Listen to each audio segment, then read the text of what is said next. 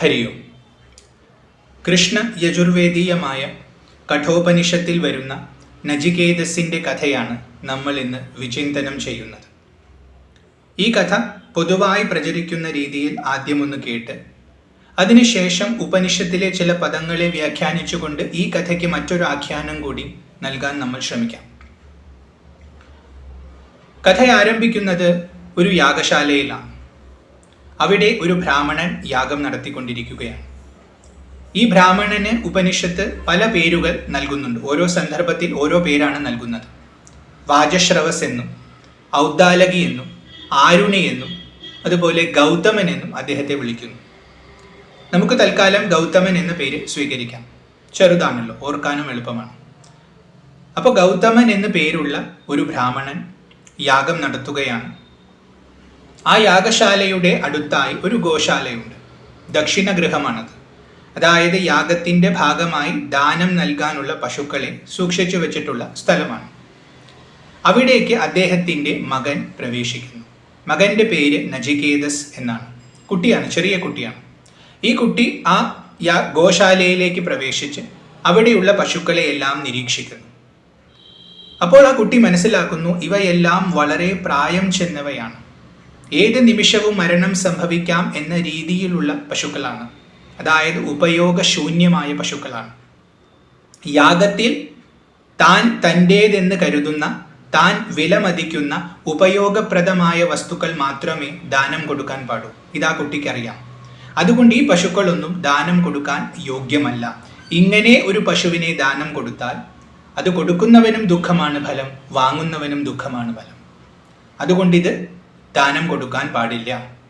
ഇത് മനസ്സിലാക്കിയ നചികേതസ് എന്ന ബാലൻ തൻ്റെ അച്ഛൻ്റെ അടുത്തേക്ക് വന്ന് അദ്ദേഹത്തോട് ചോദിക്കുന്നു, എന്നെ ആർക്കാണ് ദാനം കൊടുക്കുന്നത്? അച്ഛനൊന്നും മിണ്ടുന്നില്ല. മകൻ ചോദ്യം ആവർത്തിക്കുന്നു. അപ്പോഴും അച്ഛനൊന്നും മിണ്ടുന്നില്ല. മൂന്നാമതും ഇതേ ചോദ്യം ആവർത്തിക്കുമ്പോൾ അച്ഛൻ പറയുന്നു, നിന്നെ ഞാൻ മൃത്യുവിന് കൊടുക്കുന്നു. ഇത് കേട്ട് കുട്ടി ചിന്തിക്കുന്നു, ആരാണ് മൃത്യു? മൃത്യുവിനോടുള്ള എൻ്റെ കർത്തവ്യം എന്താണ്? ഇങ്ങനെയുള്ള കാര്യങ്ങൾ ചിന്തിച്ച് കുട്ടി മൃത്യുവിൻ്റെ അടുത്തെത്തുന്നു. പക്ഷേ മൃത്യുവിൻ്റെ ഭവനത്തിൽ മൃത്യുദേവൻ ഇപ്പോഴില്ല. അദ്ദേഹം പുറത്തു പോയിരിക്കുകയാണ്. അപ്പോൾ കുട്ടി കാത്തു നിൽക്കുന്നു. 3 ദിവസവും 3 രാത്രിയും അവിടെ ക്ഷമയോടെ കാത്തു നിൽക്കുന്നു. അങ്ങനെ 3 ദിവസം കഴിഞ്ഞപ്പോൾ മൃത്യുദേവൻ തിരിച്ചു വരുന്നു. വന്ന ഉടനെ കാണുന്നത് പടിക്കൽ നിൽക്കുന്ന ഈ ബാലകനെയാണ്. ഉടനെ തന്നെ അദ്ദേഹത്തിന് ആവശ്യമായ അന്നവും ജലവും അദ്ദേഹത്തിന് നൽകി. എന്നിട്ട് മൃത്യുദേവൻ പറഞ്ഞു, അല്ലയോ ബ്രാഹ്മണ, 3 ദിവസങ്ങളും 3 രാത്രിയും നീ എനിക്ക് വേണ്ടി കാത്തുനിന്നു. അതുകൊണ്ട് എന്നിൽ നിന്നും 3 വരങ്ങൾ സ്വീകരിച്ചാലും. കുട്ടി 3 വരങ്ങൾ വാങ്ങുന്നു. ആദ്യത്തെ വരം തൻ്റെ അച്ഛന് സൗഖ്യമുണ്ടാവട്ടെ എന്നും താൻ തിരിച്ചു ചെല്ലുമ്പോൾ അച്ഛൻ തന്നെ സ്വീകരിക്കട്ടെ എന്നും പ്രാർത്ഥിക്കുന്നു. മൃത്യു ആ വരം നൽകുന്നു. രണ്ടാമത്തെ വരം സ്വർഗം നേടാനുള്ള മാർഗം എന്താണെന്ന് ഉപദേശിച്ചു തരണം എന്നാണ്. മൃത്യു അത് ഉപദേശിച്ചു കൊടുക്കുന്നു. മൂന്നാമത്തെ വരം ആത്മവിദ്യ സംബന്ധിച്ച ചോദ്യമാണ്. ആത്മവിദ്യ തനിക്ക് നൽകണം എന്നാണ് കുട്ടി ചോദിക്കുന്നത്. അത് നൽകാം എന്ന് മൃത്യു പറയുകയും അത് നൽകുകയും അങ്ങനെ കുട്ടി ആ വരം വാങ്ങിച്ച് തിരിച്ച് അച്ഛൻ്റെ അടുത്തേക്ക് ചെല്ലുന്നതുമാണ് കഥ.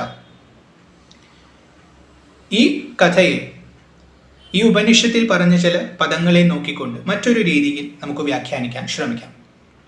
ഇവിടെ ഗൗതമനെ അവതരിപ്പിക്കുമ്പോൾ അദ്ദേഹത്തിന് നൽകുന്ന ആദ്യത്തെ വിശേഷണം വാജശ്രവസ എന്നാണ്. വാജശ്രവസ്, ഒരുപാട് യാഗം നടത്തി കീർത്തി സമ്പാദിച്ചിട്ടുള്ളവൻ എന്നാണ് ഈ വാക്കിൻ്റെ അർത്ഥം. അതായത് ഇവിടെ അദ്ദേഹം ഒരുപാട് യാഗങ്ങൾ നടത്തിയിട്ടുണ്ടെന്നും ആ യാഗങ്ങളെല്ലാം ശ്രേഷ്ഠങ്ങളായിരുന്നുവെന്നും ഈ പദം സൂചിപ്പിക്കുന്നു. അപ്പോൾ ശ്രേഷ്ഠമായ യാഗം നടത്തുന്ന ഒരാൾ തീർച്ചയായും നല്ല ദാനങ്ങളെ കൊടുക്കും. അപ്പോൾ തൻ്റെ യാഗശാലയിൽ വെച്ച പശുക്കൾ യാഗത്തിന് ദാനമായി കൊടുക്കാൻ വേണ്ടി വെച്ചതാണ്. നല്ലതൊന്നും കൊടുക്കണ്ട, ചീത്തയാണ് കൊടുക്കേണ്ടത് എന്ന രീതി ആ അച്ഛൻ ഉണ്ടാവാനുള്ള സാധ്യത വളരെ കുറവാണ്. പൊതുവായി പറയുന്നത് അദ്ദേഹം മോശമായ പശുക്കളെ ദാനം ചെയ്യാൻ ശ്രമിച്ചു, അത് മകൻ തടഞ്ഞു എന്ന രീതിയിലാണ്. എന്നാൽ ആ വ്യാഖ്യാനത്തിനുള്ള സാധ്യത കുറവാണ്. കാരണം ഇവിടെ പറയുന്നു അദ്ദേഹം വാജശ്രവസനാണെന്ന്, ഒരുപാട് നല്ല യാഗങ്ങൾ നടത്തി പ്രശസ്തി സമ്പാദിച്ചവനാണെന്ന്. മാത്രവുമല്ല, തുടക്കത്തിൽ തന്നെ പറയുന്നു സർവവേദസം ദദൗ എന്ന്. ഈ വാജശ്രവസ് തൻ്റെ സർവസ്വവും നൽകിയെന്ന്, തൻ്റെ സർവസമ്പാദ്യവും അദ്ദേഹം നൽകിയെന്ന്. നൽകി എന്ന് പറഞ്ഞാൽ കൊടുക്കപ്പെട്ടു. അങ്ങനെയാണെങ്കിൽ യാഗശാലയിൽ അവശേഷിക്കുന്നത് കൊടുക്കാൻ പറ്റാത്ത സാധനങ്ങൾ മാത്രമായിരിക്കും. അപ്പോൾ തനിക്ക് തൻ്റേതെന്ന് തോന്നുന്ന മമത്വമുള്ള എല്ലാ നല്ല വസ്തുക്കളെയും അദ്ദേഹം ദാനം ചെയ്തു കഴിഞ്ഞു. ഇനിയിപ്പോൾ കൊടുക്കാൻ പറ്റാത്ത വസ്തുക്കൾ മാത്രമേ ബാക്കിയുള്ളൂ. ഇതിനെയാണ് നചികേതസ് കാണുന്നത്. നചികേതസ് മനസ്സിലാക്കുന്നു, പിതാവിന് പുത്രനോടും മമത്വമുണ്ട്. എൻ്റെ മകൻ എന്ന തോന്നൽ എല്ലാ പിതാവിനുമുണ്ട്. അപ്പോൾ കൊടുക്കാൻ യോഗ്യമായി ഇനി ഗൗതമന്റെ കയ്യിൽ അവശേഷിക്കുന്നത് പുത്രനായ നചികേതസ് മാത്രമാണ്. ഇത് നചികേതസ് മനസ്സിലാക്കുന്നു.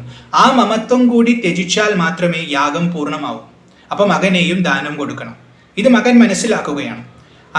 അങ്ങനെ ശ്രദ്ധാവാനായിക്കൊണ്ട് ആ മകൻ അച്ഛൻ്റെ അടുത്ത് ചെന്ന് ചോദിക്കുന്നു, എന്നെ ആർക്കാണ് ദാനം കൊടുക്കുന്നത്? അച്ഛൻ ചോദ്യം കേൾക്കുന്നു, പക്ഷെ മറുപടി പറയുന്നില്ല. കാരണം മകന്റെ ദൃഢത പരീക്ഷിക്കുകയാണ്. വെറുതെ കയറി വന്ന് ചോദിച്ചാൽ അതിൽ കാര്യമില്ല. മകന് താൻ ദാനം കൊടുക്കപ്പെടേണ്ടതാണ് എന്ന് ബോധ്യമുണ്ടെങ്കിൽ ആ ചോദ്യം അവൻ ആവർത്തിക്കട്ടെ. അപ്പൊ മകൻ രണ്ടാമതും ചോദിക്കുന്നു. അച്ഛനൊരവസരം കൂടി കൊടുക്കുന്നു. അങ്ങനെ മൂന്നാമതും ഈ ചോദ്യം ആവർത്തിച്ചപ്പോൾ അച്ഛന് മനസ്സിലാകുന്നു, മകൻ പൂർണ്ണ ഉറച്ച മനസ്സോടുകൂടിയാണ് തൻ്റെ മുന്നിൽ നിൽക്കുന്നതെന്നും അതുകൊണ്ട് ദാനം കൊടുക്കാൻ അവൻ യോഗ്യനാണെന്നും മനസ്സിലാക്കി അച്ഛൻ പറയുന്നു, നിന്നെ ഞാൻ മൃത്യുവിന് കൊടുക്കുന്നു. മൃത്യുവിന് കൊടുക്കുന്നു എന്ന് കേൾക്കുമ്പോഴാണ് പലരും അച്ഛന് ദേഷ്യമുണ്ടായിരുന്നു എന്ന് ധരിക്കുന്നത്. എന്നാൽ ഇവിടെ ജനിച്ചവരെല്ലാം തന്നെ മൃത്യുവിന് നൽകപ്പെട്ടവരാണ്. ജാതസ്യ ഹി ധ്രുവോ മൃത്യു എന്ന് ഭഗവത്ഗീത പറയുന്നുണ്ട്. ജനിച്ചവന് മൃത്യു സുനിശ്ചിതമാണ്. അതുകൊണ്ട് ജനിച്ചവരെല്ലാം തന്നെ മൃത്യുവിൻ്റെ അടുത്തേക്കാണ് പോകുന്നത്. മൃത്യുവിന് ദാനം കൊടുക്കപ്പെട്ടവരാണ്. അത് ഓർമ്മപ്പെടുത്തുകയാണ് അച്ഛൻ മകനെ. നീ ജനിച്ചവനാണ്, അതുകൊണ്ട് തന്നെ നിനക്ക് മരണമുണ്ട്. ഈ സത്യത്തെ നീ മനസ്സിലാക്കണം. അങ്ങനെ മനസ്സിലാക്കിയാൽ മാത്രമേ ജനന മരണ ചക്രത്തിൽ നിന്ന് അതീതമായി എന്തെങ്കിലും ഉണ്ടോ എന്ന വിചാരം നിനക്കുണ്ടാവുകയുള്ളൂ. ഈ രീതിയിൽ വ്യാഖ്യാനിക്കുമ്പോൾ നചികേതസ് തുടർന്ന് ചിന്തിക്കുന്ന കാര്യങ്ങൾ നമുക്ക് വ്യക്തമാകും. നചികേതസ് അവിടെ നിന്ന് ചിന്തിക്കുകയാണ്, ബഹൂനാമേമി പ്രഥമ ബഹൂനാമേമി മധ്യമ എന്ന്. പലരിലും ഞാൻ മുമ്പനാണ്. അതായത് ഇപ്പോൾ ഇവിടെ പലരും ജീവിച്ചിരിക്കുന്നുണ്ട്. അപ്പോൾ ഞാൻ മൃത്യുവിൻ്റെ അടുത്തേക്ക് ചെല്ലുമ്പോൾ ഇവരിൽ ഞാൻ ഒന്നാമനാണ്. അതുകൊണ്ട് തന്നെ ബഹൂനാമേമി മധ്യമ, ഇവരുടെ എല്ലാം ഞാൻ മധ്യസ്ഥനാണ്. ഇവരുടെ റെപ്രസെൻറ്റേറ്റീവ് ആണ് ഞാൻ. അപ്പോൾ ഇവരുടെ എല്ലാം പ്രതിനിധിയായിട്ടാണ് ഞാൻ മൃത്യുവിൻ്റെ അടുത്തേക്ക് പോകേണ്ടതെന്ന് ആ കുട്ടി മനസ്സിലാക്കുന്നു. അങ്ങനെയെങ്കിൽ ആ മൃത്യുവിൻ്റെ അടുത്ത് എൻ്റെ കർത്തവ്യം എന്താണ്? ഒരുപാട് പേരിൽ മുമ്പനായി അവരുടെ പ്രതിനിധിയായി മൃത്യുവിനെ സമീപിക്കാൻ പോകുന്നു ഞാൻ. ആ മൃത്യുവിൻ്റെ അടുത്ത് പോയി എന്താണ് ചെയ്യേണ്ടത്, അവിടെ നിന്ന് എന്താണ് നേടിയെടുക്കേണ്ടത് എന്ന ചോദ്യമാണ് കുട്ടി ചോദിക്കുന്നത്. ഇങ്ങനെ ചോദിച്ച് കുട്ടി മൃത്യുവിൻ്റെ സത്യാവസ്ഥയെ മനസ്സിലാക്കി മൃത്യുവിൽ നിന്നും മോചനത്തിനുള്ള വഴിയുണ്ടോ എന്ന് മനസ്സിലാക്കാനുള്ള ഉപായം എന്തെന്ന് മൃത്യുവിൽ നിന്ന് തന്നെ മനസ്സിലാക്കണം എന്ന് ഗ്രഹിച്ചുകൊണ്ടാണ് കുട്ടി അവിടേക്ക് ചെല്ലുന്നത്, മൃത്യുലോകത്തേക്ക് ചെല്ലുന്നത്. അതായത് ജനന മരണങ്ങൾ സഹജമാണ്. എന്നാൽ ജനനവും മരണവും ഇല്ലാത്ത എന്തെങ്കിലും ഒന്നുണ്ടോ, മരണത്തിന് അതീതമായി എന്തെങ്കിലും ഒന്നുണ്ടോ, ഉണ്ടെങ്കിൽ അതെന്താണ്, അതെങ്ങനെ അറിയണം എന്നെല്ലാം ഗ്രഹിക്കുകയാണ് തൻ്റെ കർത്തവ്യം എന്ന് മനസ്സിലാക്കി മൃത്യുവിൻ്റെ അടുത്ത് കുട്ടിയെത്തുന്നു. അവിടെ 3 ദിവസം കാത്തു നിൽക്കുന്നു. മൃത്യു 3 വരങ്ങൾ നൽകുന്നു. ആദ്യത്തെ വരത്തിൽ തന്നെ ചോദിക്കുന്നത്, അച്ഛൻ ശാന്തസങ്കല്പനും സുമനസ്സും വീതമന്യുവുമായി തീരട്ടെ, എന്നിട്ട് സന്തോഷത്തോടു കൂടി തന്നെ സ്വീകരിക്കട്ടെ. അങ്ങ് എന്നെ പറഞ്ഞയക്കുമ്പോൾ എന്നെ സന്തോഷത്തോടു കൂടി സ്വീകരിക്കട്ടെ എന്നാണ് ആദ്യത്തെ വരത്തിൽ തന്നെ ചോദിക്കുന്നത്. കുട്ടിയുടെ സാമർഥ്യമാണ് ഇതിൽ നിന്നും വ്യക്തമാകുന്നത്. അങ്ങ് എന്നെ തിരിച്ചയക്കുമ്പോൾ അച്ഛൻ സ്വീകരിക്കട്ടെ എന്ന് പറയുമ്പോൾ തന്നെ അങ്ങ് എന്നെ തിരിച്ചയക്കണം എന്ന വരം വാങ്ങിച്ചു കഴിഞ്ഞു. എന്നാൽ അങ്ങനെ തിരിച്ചയക്കപ്പെട്ടാൽ അച്ഛൻ സ്വീകരിക്കൂ. കാരണം ദാനം കൊടുത്ത വസ്തു തിരിച്ചെടുക്കാൻ പാടില്ല. അപ്പോൾ അച്ഛൻ സ്വീകരിക്കട്ടെ എന്ന വരവും ഇവിടെ ചോദിച്ചു. അതായത് തന്നെ മൃത്യു തിരിച്ചയക്കുമെന്നും തിരിച്ചയക്കപ്പെട്ടാൽ അച്ഛൻ തന്നെ സ്വീകരിക്കുമെന്നും ആദ്യത്തെ വരത്തിൽ തന്നെ ഉറപ്പുവരുത്തി. മാത്രവുമല്ല, ശാന്തസങ്കല്പനും സുമനസ്സും അതുപോലെ വീതമന്യുവുമായി തീരട്ടെ അച്ഛൻ എന്നാണ് പ്രാർത്ഥിക്കുന്നത്. എല്ലാ സങ്കല്പങ്ങളും അടങ്ങിയാൽ മാത്രമേ ശാന്തിയുള്ളൂ. അങ്ങനെയുള്ള ശാന്തിയാണ് സുമനസ് എന്ന അവസ്ഥ. അങ്ങനെയുള്ളപ്പോൾ പിന്നെ ഒരു ക്രോധവും ഉണ്ടാവുകയില്ല. ക്രോധമുണ്ടാകുന്നത് ആഗ്രഹങ്ങൾ ഉള്ളപ്പോഴാണ്. ആഗ്രഹങ്ങൾ ഉദിക്കുകയും ആ ആഗ്രഹങ്ങൾക്ക് തടസ്സം നേരിടുകയും ചെയ്യുമ്പോഴാണ് ക്രോധമുണ്ടാകുന്നത്. അപ്പോൾ മനസ്സ് ശാന്തമായാൽ പരമാനന്ദമാണ്, സ്വരൂപബോധമുണ്ടാവും. നമ്മൾ യാഗം നടത്തുന്നത് നമ്മുടെ തലത്തെ ഉയർത്താൻ വേണ്ടിയാണ്. ആഗ്രഹങ്ങളുടെ നടുവിൽ കിടന്ന് പിടയുന്ന നമ്മൾ കുറേശ്ശെ ആ ആഗ്രഹങ്ങളെ തീർത്ത് ആഗ്രഹങ്ങൾക്ക് അതീതമായ തലത്തിൽ ഉയരാൻ വേണ്ടിയാണ് യാഗങ്ങൾ നിശ്ചയിക്കപ്പെട്ടിട്ടുള്ളത്. അപ്പൊ യാഗത്തിന്റെ പരമമായ ലക്ഷ്യം ആത്മസാക്ഷാത്കാരമാണ്, പരമാനന്ദ ലബ്ധിയാണ്. അപ്പോൾ യാഗം സഫലമാകട്ടെ എന്ന പ്രാർത്ഥനയും ഇവിടെയുണ്ട്. കാരണം അച്ഛൻ യാഗം നടത്തിയിരിക്കുന്നു, ആ യാഗത്തിന്റെ ഫലമായി അച്ഛന് ശാന്ത സങ്കല്പനായി ഭവിക്കട്ടെ, എല്ലാ സങ്കല്പങ്ങളും അവസാനിച്ച് പരമാനന്ദം അച്ഛൻ അനുഭവിക്കട്ടെ എന്ന് മകൻ പ്രാർത്ഥിക്കുന്നു. അപ്പോൾ ഒരൊറ്റ വരത്തിൽ നിന്ന് ഒരുപാട് കാര്യങ്ങൾ ആ കുട്ടി നേടിയെടുത്തിരിക്കുന്നു. മൃത്യു ആ വരം നൽകുന്നു. അപ്പോൾ കുട്ടി തിരിച്ചു പോകുമെന്ന് ഉറപ്പായി, അച്ഛൻ സ്വീകരിക്കുമെന്ന് ഉറപ്പായി, അച്ഛന് പരമമായ പദം ലഭിച്ചു എന്നും ഉറപ്പായി. അത് കഴിഞ്ഞ് കുട്ടി ചോദിക്കുന്നത് സ്വർഗം നേടാനുള്ള കർമ്മത്തെക്കുറിച്ചാണ്. ഇവിടെ സ്വർഗം എന്ന പദം കൊണ്ട് ഉദ്ദേശിക്കുന്നത് ഭൗതികമായ യശസ്സാണ്, ഭൗതികമായ സമ്പത്താണ്. അപ്പോൾ ഭൗതികമായ സുഖങ്ങൾ എങ്ങനെ നേടണം എന്ന അറിവും മൃത്യുവിൽ നിന്ന് ഈ കുട്ടി നേടി എന്നിവിടെ സൂചിപ്പിക്കുന്നു. അതായത് ഒരു മനുഷ്യൻ ആത്മീയമായ അറിവ് മാത്രമല്ല ഭൗതികമായ അറിവും സമ്പാദിക്കണം എന്ന ഒരു രഹസ്യമാണ് ഇവിടെ വ്യക്തമാക്കുന്നത്. അപ്പോൾ ആദ്യം അച്ഛൻ്റെ സന്തോഷം ഉറപ്പുവരുത്തി, രണ്ടാമത് അതുപോലെ സ്വന്തം തിരിച്ചുപോക്കും ഉറപ്പുവരുത്തി, രണ്ടാമത് സ്വർഗത്തിലേക്കുള്ള വഴിയും മനസ്സിലാക്കി. മൂന്നാമതായി ചോദിക്കുന്നത്, ഞാൻ കേട്ടിട്ടുണ്ട് ചിലർ പറയുന്നു മരിച്ചു കഴിഞ്ഞാൽ പിന്നെ ഒന്നുമില്ല എന്ന്, മറ്റു ചിലർ പറയുന്നു മരിച്ചു കഴിഞ്ഞാലും എന്തോ ഒന്ന് അവശേഷിക്കുന്നുണ്ടെന്ന്. ഇതിലേതാണ് സത്യം? ഇതറിയാൻ ഞാൻ ആഗ്രഹിക്കുന്നു. ഇതാണ് മൂന്നാമത്തെ വരം. ആദ്യത്തെ 2 വരങ്ങളും വളരെ സന്തോഷത്തോടു കൂടി ഉടനെ തന്നെ കൊടുക്കുകയാണ് മൃത്യുദേവൻ. എന്നാൽ മൂന്നാമത്തെ ചോദ്യം കേൾക്കുമ്പോൾ അദ്ദേഹം ഒന്ന് പരുങ്ങും. അയ്യോ കുട്ടി ഇത് ചോദിക്കല്ലേ എന്ന് പറയും.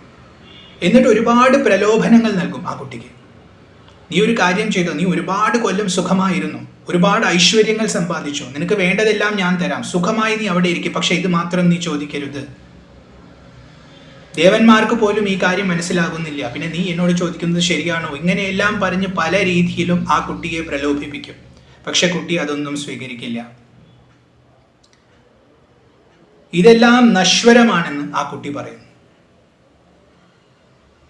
അതുകൊണ്ട് തന്നെ ഇത് നേടിയാൽ ശാശ്വതമായി നിലനിൽക്കില്ല. ഇന്നല്ലെങ്കിൽ നാളെ ഞാൻ അത് ത്യജിക്കുക തന്നെ വേണം. 100 കൊല്ലം നിന്നാൽ 100 കൊല്ലം കഴിഞ്ഞാൽ ത്യജിക്കണം. അങ്ങനെയുള്ളത് കൊണ്ട് ശാശ്വതമായ ഒന്നാണ് എനിക്ക് ആവശ്യം. അപ്പൊ ശാശ്വതമായത് മൃത്യുവിൽ നിന്നും മുക്തമായത് മാത്രമാണ്. അങ്ങനെ എന്തെങ്കിലും ഒന്നുണ്ടോ എങ്കിൽ അതാണ് എനിക്ക് വേണ്ടത് എന്ന് കുട്ടി ഉറപ്പ് പറയുന്നു. അപ്പൊ തുടക്കത്തിൽ അച്ഛൻ മകനെ പരീക്ഷിച്ച പോലെ ഇവിടെ ഗുരുദേവൻ ശിഷ്യനെ പരീക്ഷിക്കുകയാണ്. മൃത്യുവാണ് ഗുരു, നചികേതസാണ് ശിഷ്യൻ. അങ്ങനെ ശിഷ്യൻ പ്രാപ്തനാണെന്ന് മനസ്സിലാക്കുമ്പോൾ ആത്മവിദ്യ മൃത്യുദേവൻ നചികേതസിന് ഉപദേശിക്കുന്നു. ഉപനിഷത്തിന്റെ പ്രധാന വിഷയം ഇത് തന്നെയാണ്. അങ്ങനെ ആ ആത്മവിദ്യ സമ്പാദിച്ച് താൻ ആരെന്ന് മനസ്സിലാക്കി മൃത്യുവിൽ നിന്നും മുക്തി നേടി കുട്ടി മടങ്ങുന്നു. ഇതാണ് കഥ. അപ്പൊ ഇവിടെ ആദ്യം പറഞ്ഞതിനേക്കാൾ രണ്ടാമത് പറഞ്ഞതിന് സാധ്യതയുണ്ടെന്ന് തോന്നുന്നു.